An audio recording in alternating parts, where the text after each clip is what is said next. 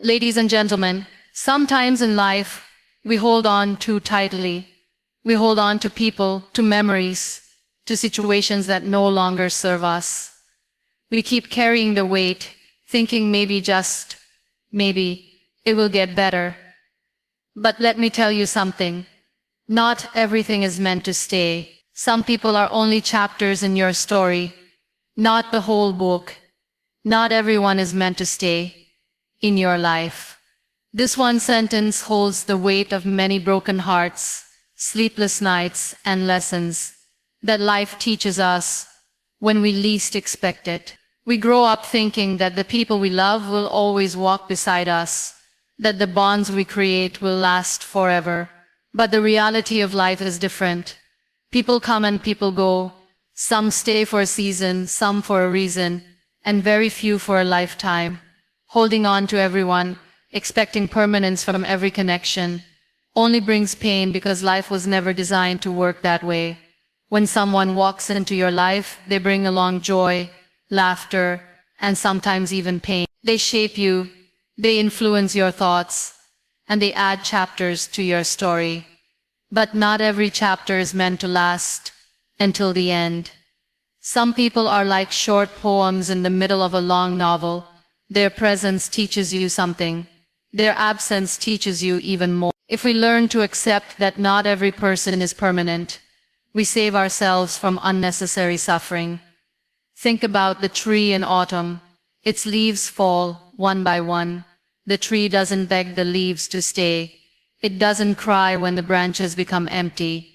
The tree knows spring will come again. The tree knows that losing something is part of the cycle of gaining something new. In the same way, when people leave, it is not always a tragedy.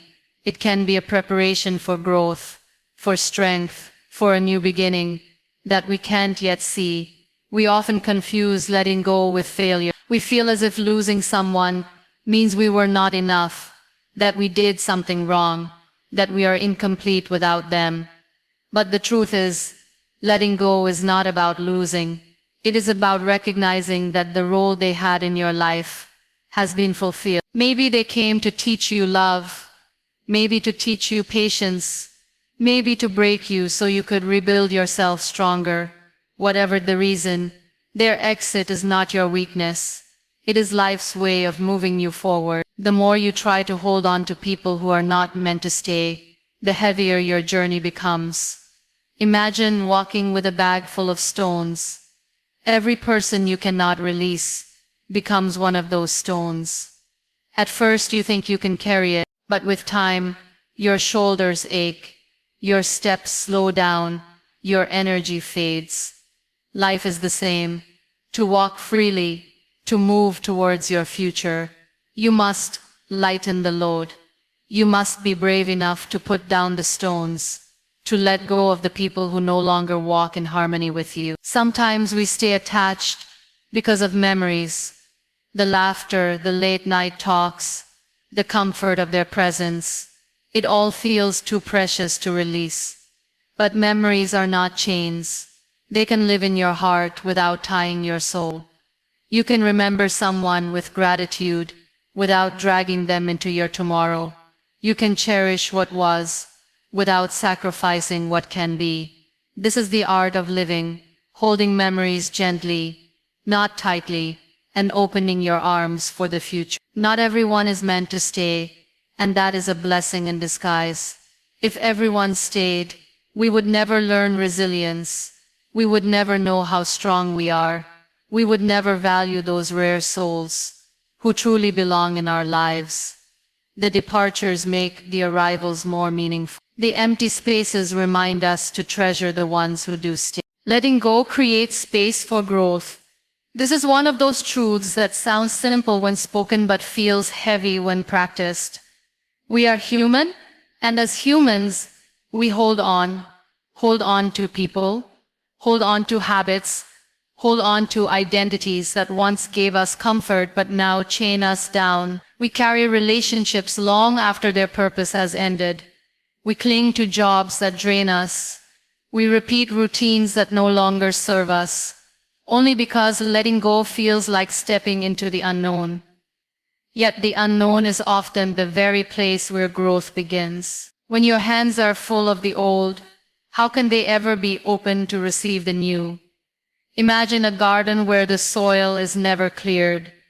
Old weeds, dry leaves, and broken branches cover the ground. No matter how much you water it, no matter how much sunlight it receives, the garden will not flourish because the space is taken. Now imagine clearing that soil, removing what no longer belongs, making room for seeds to be planted. Growth begins not by adding more, but by letting go of what no longer serves. Life works in the same way. If you want growth, you must first create space, and space is only created through release. We often resist this release because of fear of loneliness, fear of regret, fear that if we let go, nothing better will come. But growth never lives in fear. It lives in courage. Courage is when you choose to believe that what lies ahead can be greater than what lies behind. Courage is when you loosen your grip and trust that empty space is not emptiness. It is potential. The very room you create by letting go becomes the foundation for something new to enter. Letting go also means making peace with change. Change is uncomfortable. It shakes our stability. It makes us question ourselves. But think about a butterfly. A butterfly cannot exist unless the caterpillar lets go of its old form. Inside the cocoon, the caterpillar is broken down completely.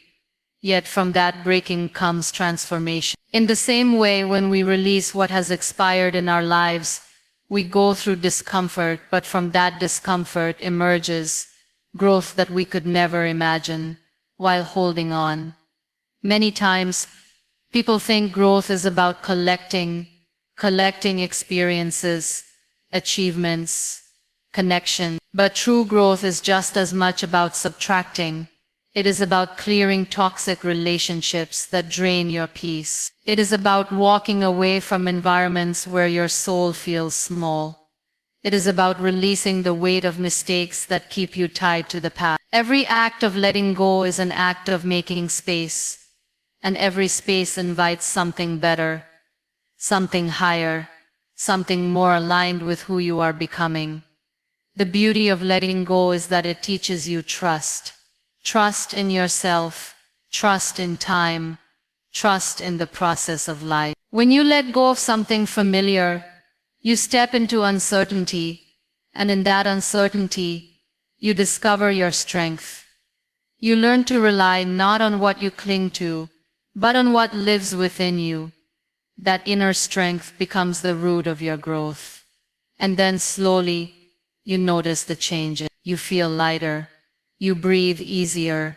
You see opportunities that were once hidden behind the walls of what you refused to release. You meet people who bring you peace because you finally had the space to welcome them. You take risks you never dared to because your hands are no longer busy holding what was never meant for you. Focusing on yourself is not selfish.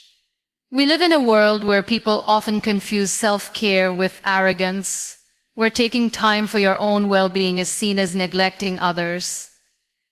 From childhood, many of us are taught to put others first, to sacrifice, to give even when our own cup is empty. But the truth is that you cannot give what you do not have. When you ignore yourself, when you silence your needs, when you always put yourself last, eventually you break. And when you break, you cannot truly be there for anyone else either. Focusing on yourself is not about turning your back on people. It is about building the strength to stand firmly, so that when you do show up for others, you do it with love and wholeness instead of exhaustion. Think of it like a lamp. A lamp can only light a room if it has oil or electricity. Without that, no matter how beautiful the lamp is, it remains dark.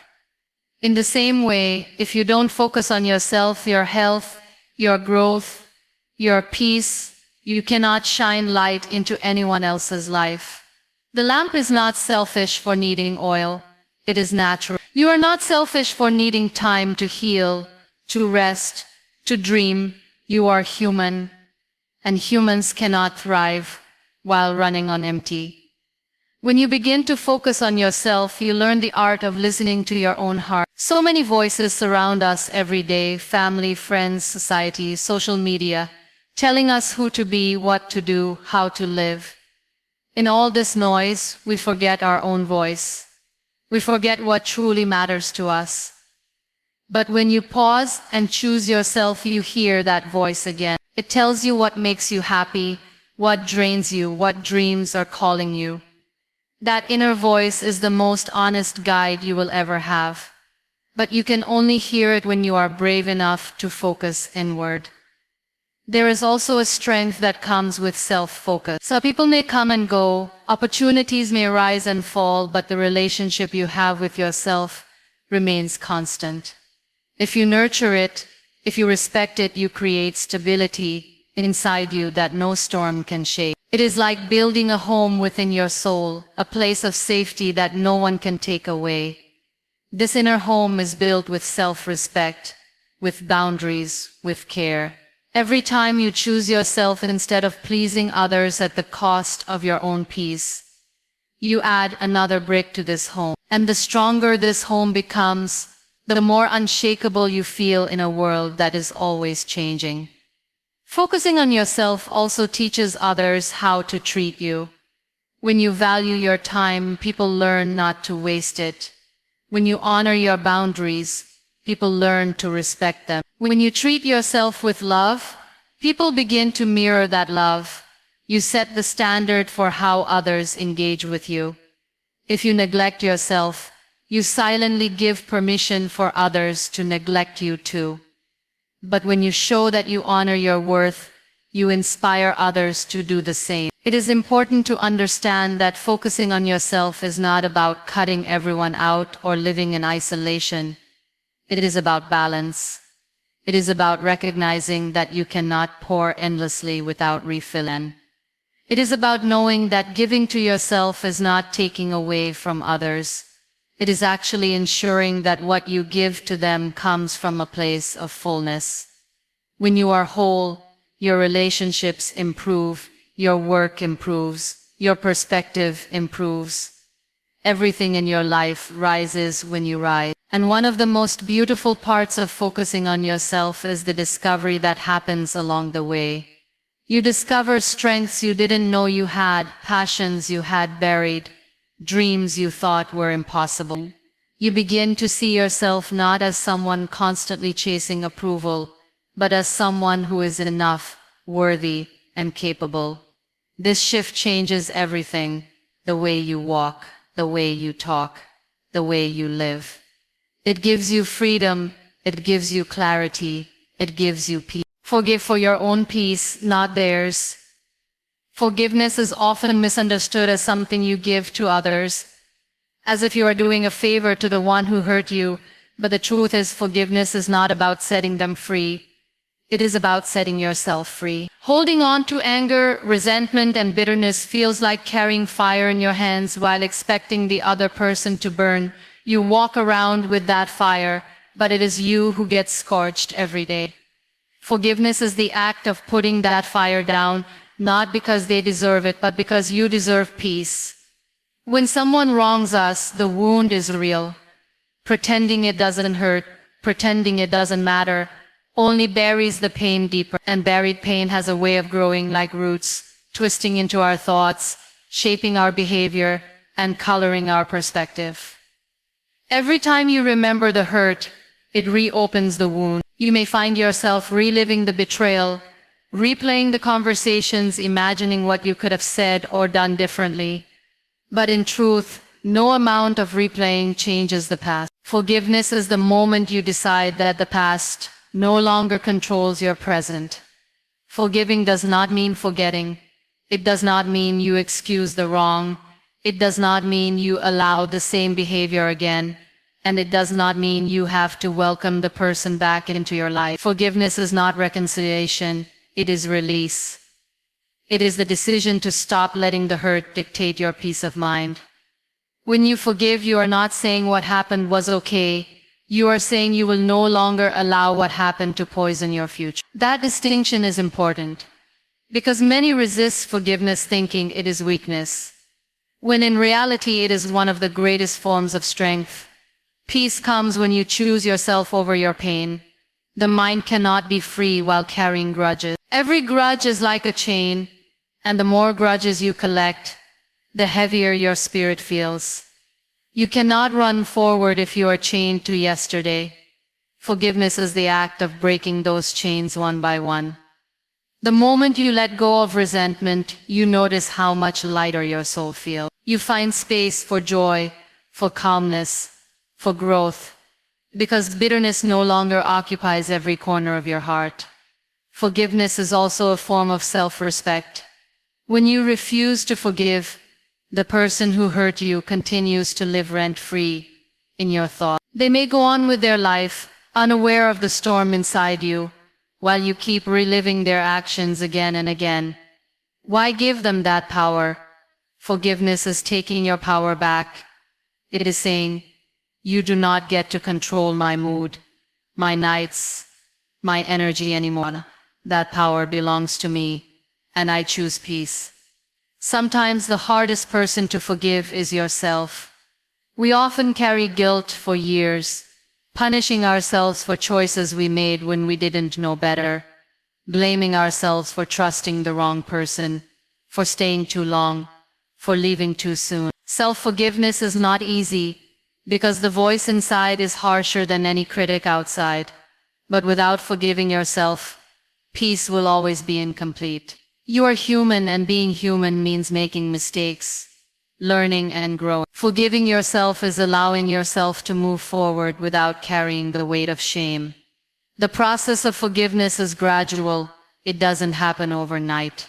Some days you feel free, other days the anger resurfaces. That is part of healing. Forgiveness is not a single moment. It is a practice. Each time you feel the pain rise, you choose again to release it. And with each choice, your heart grows softer, your mind grows calmer, and your soul grows lighter. Eventually, the memories lose their sharpness.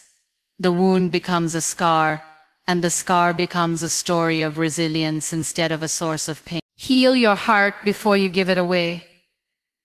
Too often, we rush into giving pieces of ourselves to others, while we are still carrying wounds that have not been addressed. We think love will fix us, that relationships will heal what life has broken, that another person's presence will cover the scars we hide.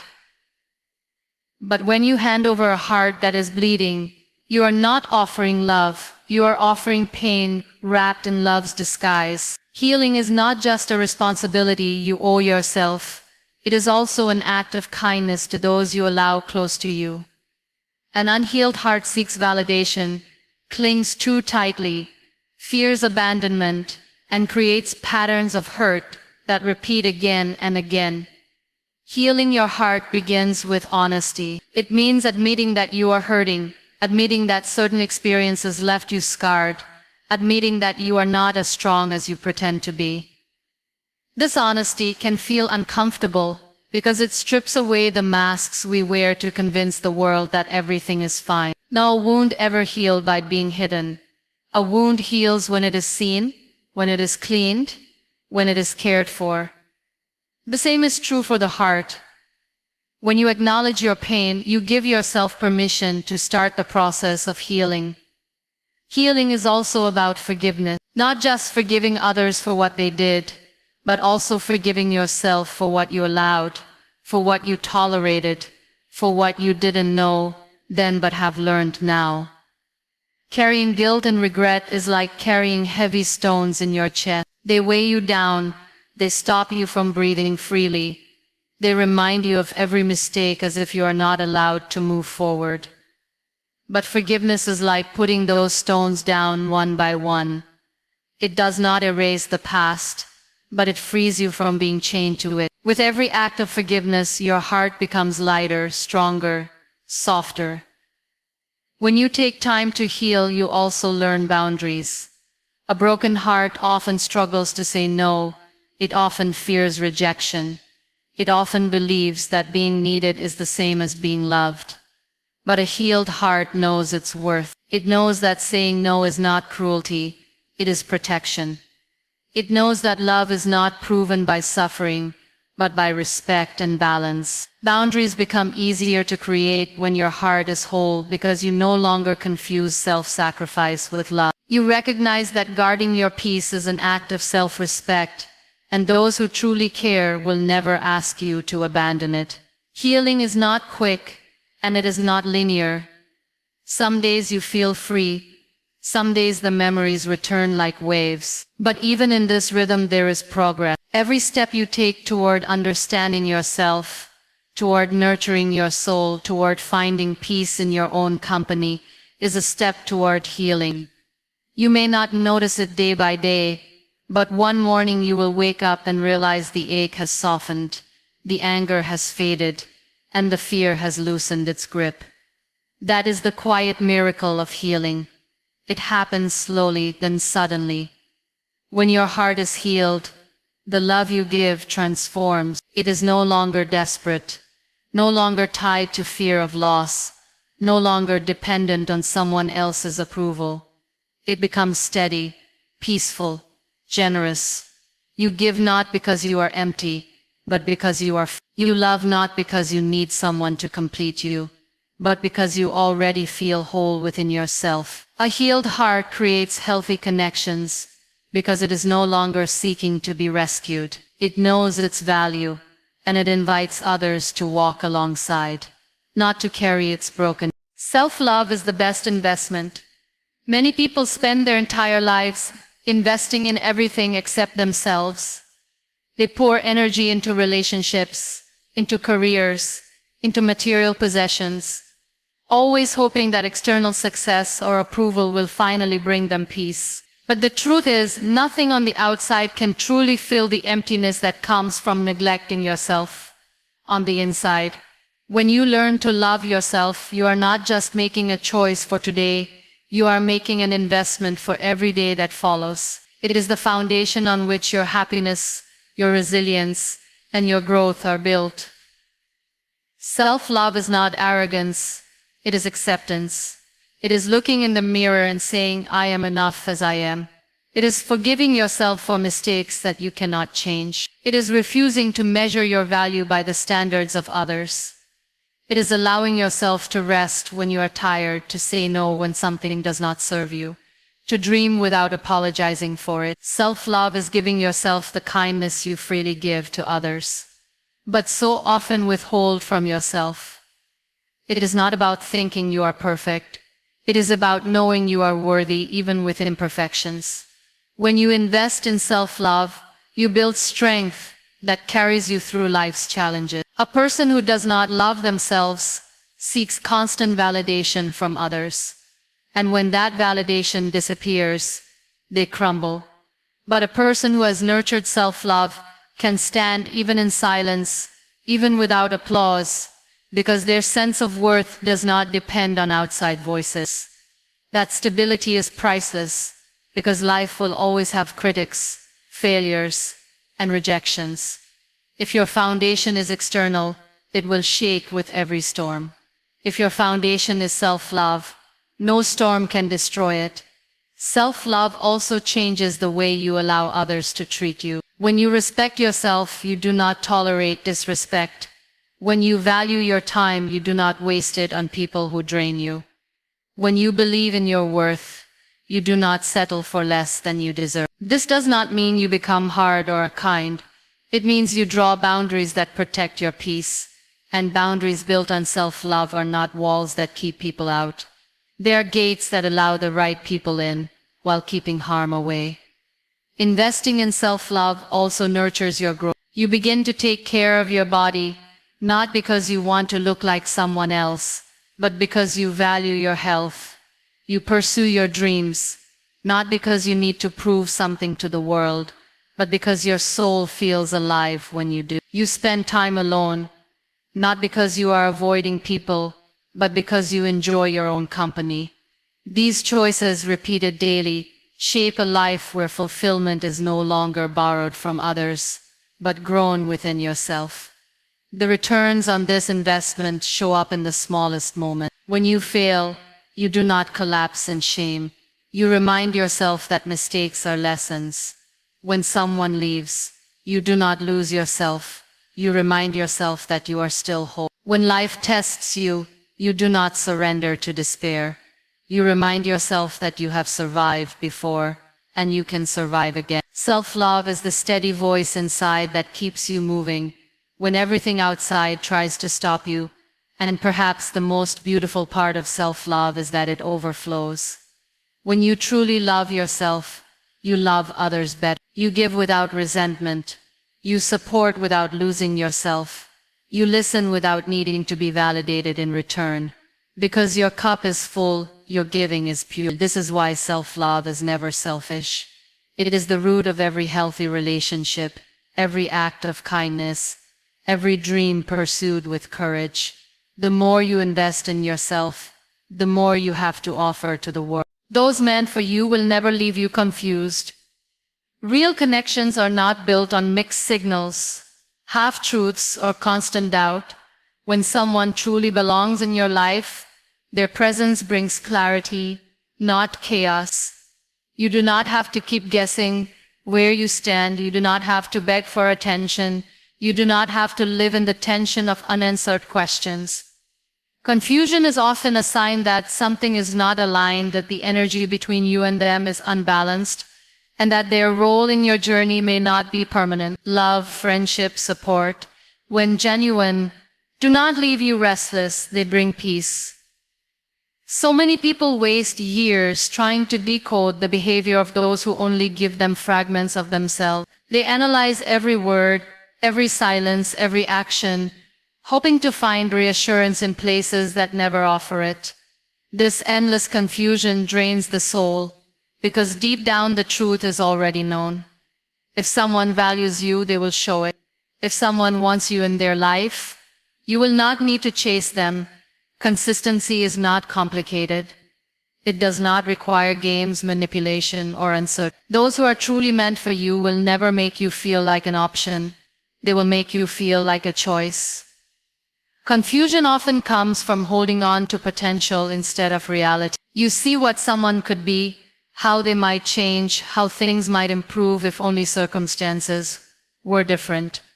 But living on potential keeps you trapped and waiting, not living. Those who are meant for you will not require you to constantly imagine a better version of them. Their actions will already reflect their care. They will not leave you guessing, because their words and actions will match. Clarity is not something you should have to beg for. It is the natural outcome of genuine connection. Life becomes lighter when you understand this truth, instead of questioning yourself endlessly. Did I do something wrong? Did I say too much? Am I not enough? You start realizing that the right people do not put you in that position. They reassure without being asked. They show up without needing reminders. They make space for you without excuses. You stop chasing and start observing.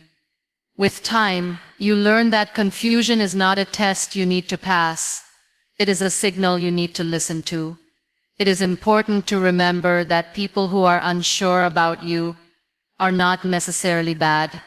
They are just not meant for your path. Everyone is fighting their own battles, carrying their own insecurities, and sometimes their inability to offer clarity has more to do with them than with you.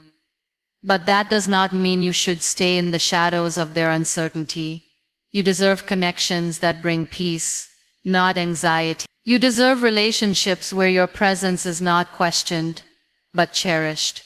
The moment you accept this, you begin to attract people who value your clarity as much as you value theirs. Confusion is heavy, but clarity is healing. Think about how it feels when someone looks at you and says exactly what they mean, when their actions leave no room for doubt, when you feel secure in their presence. That security allows you to grow, to dream, to give freely without fear. The right people do not just occupy space in your life. They create an environment where your soul can breathe. That kind of presence cannot be faked, and it cannot be forced. It is either there or it isn't. Those who are meant for you will never hide behind silence. never make you chase answers that should be freely given, never keep you questioning your worth. Their consistency will become your assurance. Their loyalty will become your calm. Their presence will become your proof. And when you finally experience that kind of clarity, you will wonder why you ever settled for confusion in the first place. Work on your dreams, not their approval. Too often, people spend their lives chasing applause instead of purpose. We are taught to look over our shoulders, to wonder what others will say, to measure our success by the claps we receive. But the danger of living this way is that you never truly live for yourself. You become a performer on a stage built by other people's opinions, adjusting your every move to satisfy the audience. And the truth is, no matter how hard you try, not everyone will clap for you. Some will criticize, some will doubt, some will ignore. If you tie your motivation to their approval, you will always be a prisoner to their judgment. Dreams, on the other hand, are deeply personal. They are whispers of your soul, calling you towards something greater. Your dreams are not given to anyone else. They are given to you, because only you have the heart, the vision, and the capacity to bring them to life. When you shift your focus from seeking approval to building your dream, you begin to live with clarity. You stop asking, will they like it? And start asking, does this fulfill me? Does this align with who I am becoming? That shift is where real progress begins. Working on your dreams requires courage because it often means walking a path that others may not understand. People will question you. They will warn you. They will project their own fears onto you. Some will even laugh at you. But remember, their lack of belief in your dream is not proof of its impossibility. It is proof of their limitation. You were not born to live their vision. You were born to live your own. Every great achievement in history was once laughed at, doubted, and dismissed until it was finally accomplished. The difference between those who succeeded and those who didn't was simple. They worked on their dreams without waiting for approval. Approval is temporary, but fulfillment is lasting. The applause of others may feel good in the moment, but it fades quickly. People forget, their attention shifts, and if you build your worth on that applause, you will always need more to feel complete. But when you work on your dreams, the sense of purpose you create stays with you, whether anyone notices or not. That is the beauty of inner fulfillment. It cannot be taken away because it comes from within, not from the outside world.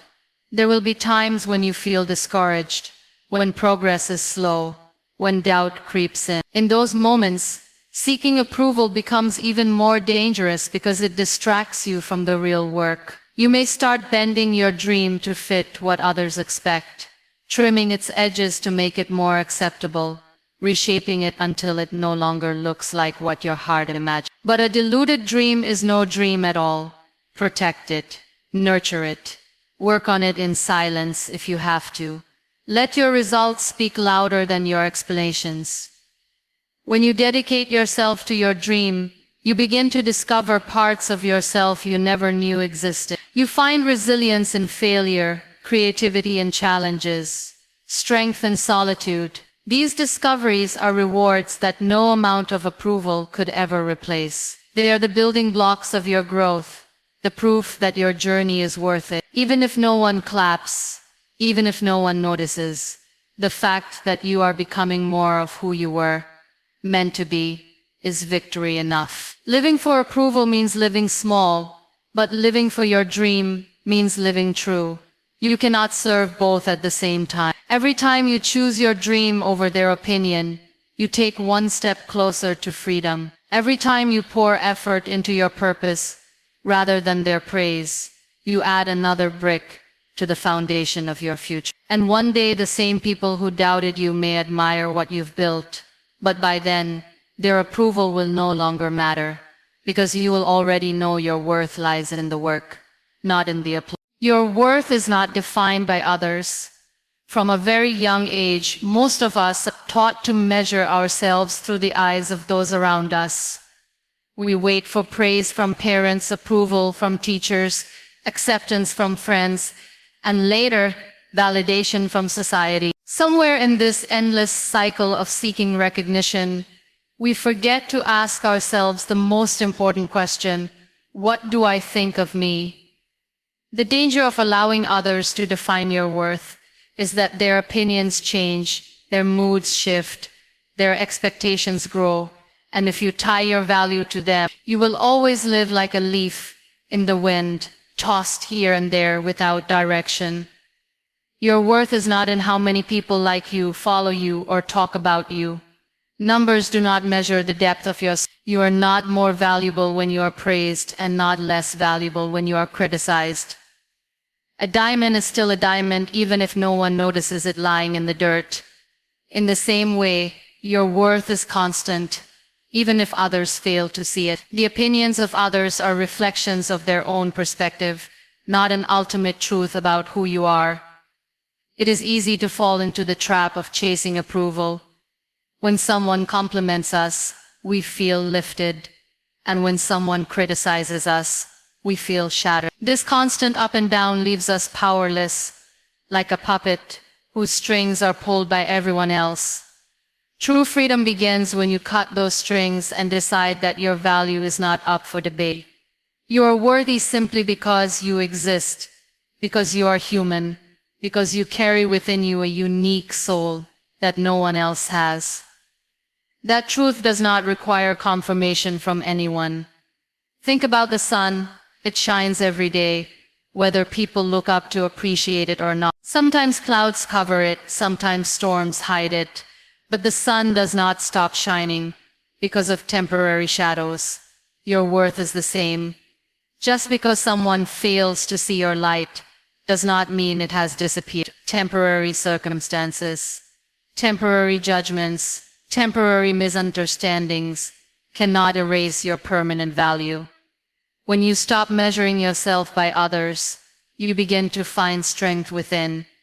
You start noticing your own growth, your own kindness, your own courage. You appreciate the little victories that no one claps for. You celebrate the quiet progress that no one else notices. This is the kind of validation that lasts, because it comes from within. It does not fade when people change. It does not disappear when applause stops. It stays with you because it is rooted in truth, not opinion.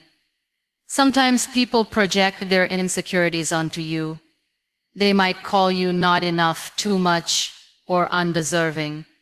But what they say often reflects their own wounds, not your reality. If you accept their words as truth, you shrink yourself to fit into the small box of their perception. But when you know your worth, their words lose power. You can listen without absorbing. You can understand without internalizing.